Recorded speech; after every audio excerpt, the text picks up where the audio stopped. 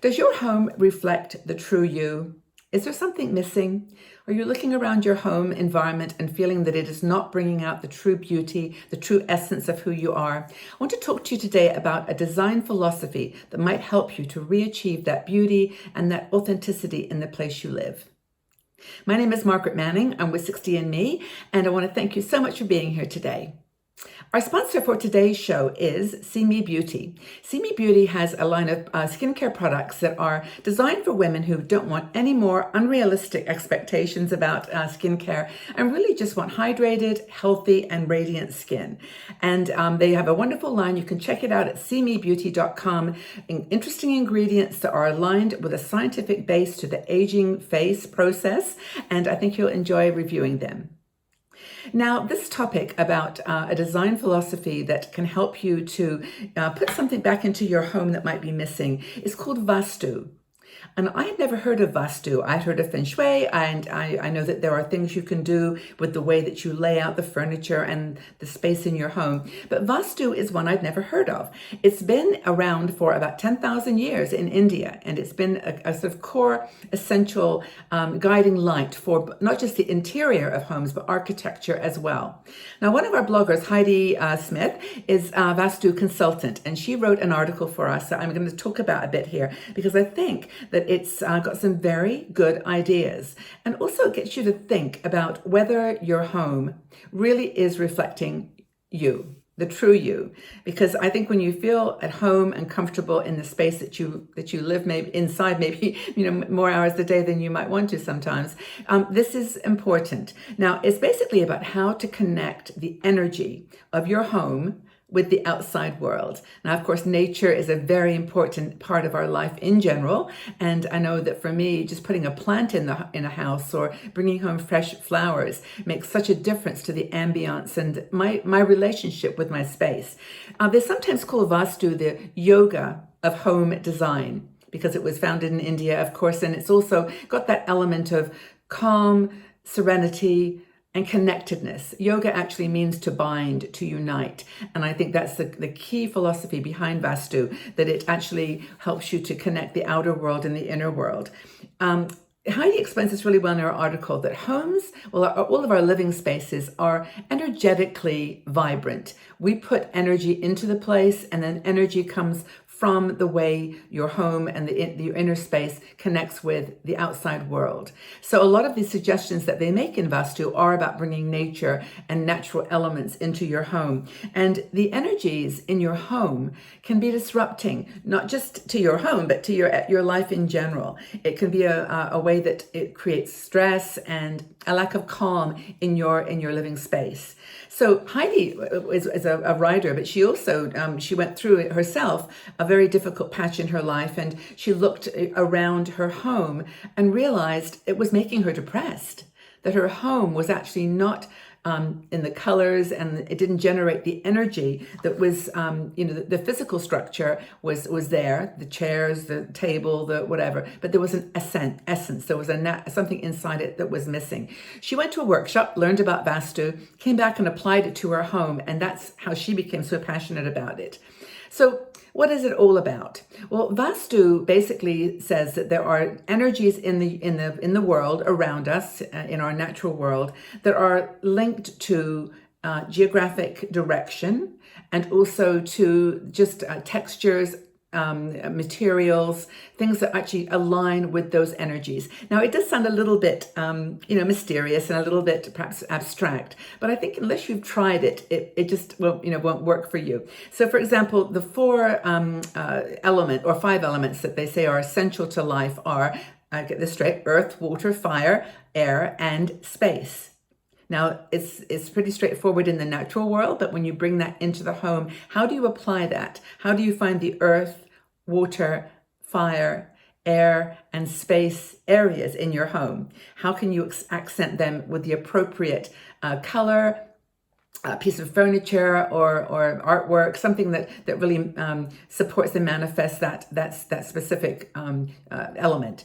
So if you shift this energy in your home, you can actually then start seeing a change in the way that you're, living your life. For example, if you add a planter with flowers, This is, just a simple thing I mentioned that can add such a beautiful element. She talks about when you come into your home, first of all, the door. When you come into the doorway, the entranceway of your home, it should say energetically, you're welcome. Come in. This house is full of happiness.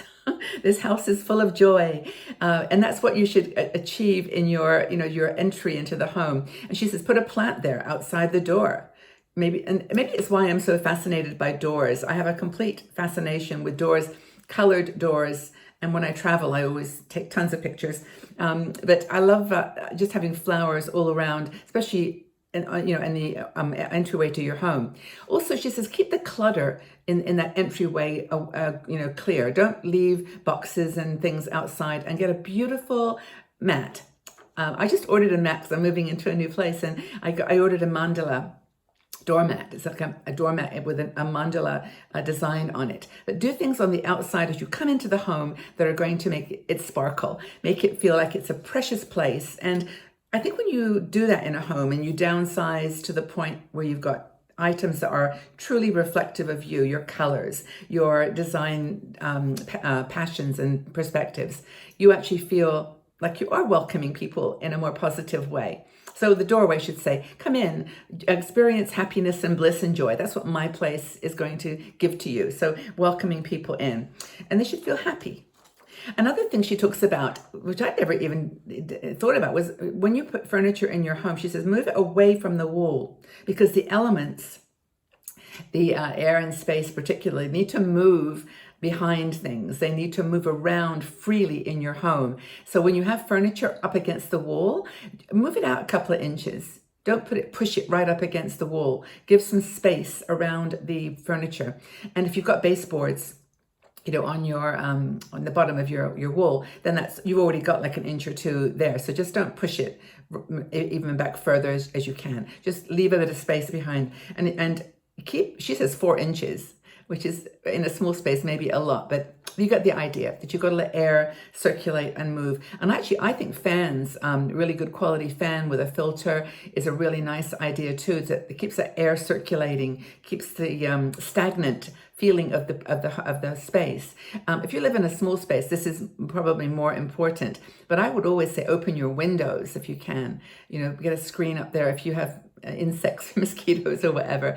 But get that air moving around your house. And the second point, well, one of the important things we mentioned earlier is getting nature into your home. Plants are super, super important, and they purify the air. And actually, we did another article on this you might want to check out, on plants that you can put in your home that actually absorb the toxins in the air.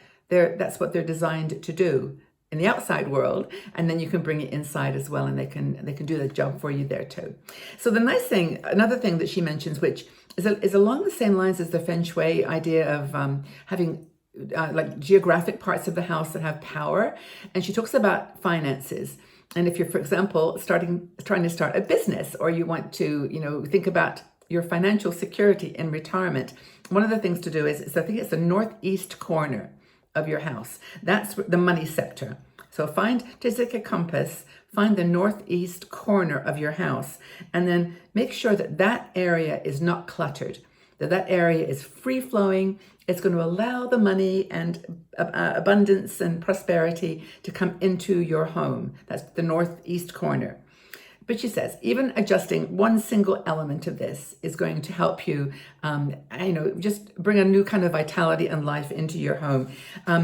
It's like unlocking something that was deep inside of you. Also, color. I don't know whether they're Vastu colors, but I know that they use a lot of earth colors: turquoise, terracotta, and a golden kind of earthy ochre are the colors that you see in India all the time.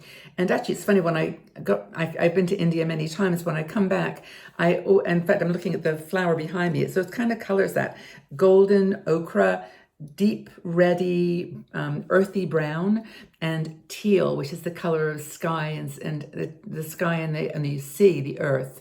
So those are the three big colors that I've noticed in Indian architecture. And of course, white. White is important too. But anyway, check it out. Go check out Vastu. Read the rest of Heidi's article because she really talks about this in a bit more detail. And I just wanted to inspire you with the idea. I just think that your home should be your safety place, especially after the situation that we have been in for the last few months. Don't know when you're watching this, but with the COVID situation, being in your home for more hours than outside, it's been really important to have it resonate with who you are and feel good. So, have you heard of Vastu? Have you ever tried it? What impact, or if any, have you had? Have you moved around things in your house that have had an impact on your life? Love to learn a bit more about your own personal experience. Leave your comments in the section below. Let's have a chat as always. And please check out our website, 60andme.com. And of course, if you haven't subscribed to this channel and you love the videos we're doing here, please hit that subscribe button. And there's a little notification bell next to it that you can ring, or you press it. And then that will tell you, you'll be notified when new videos are posted. So again, thank you so much for being here. Have a fabulous day, wherever you are and whatever kind of home you live in. We'll talk again very, very soon. Bye-bye for now.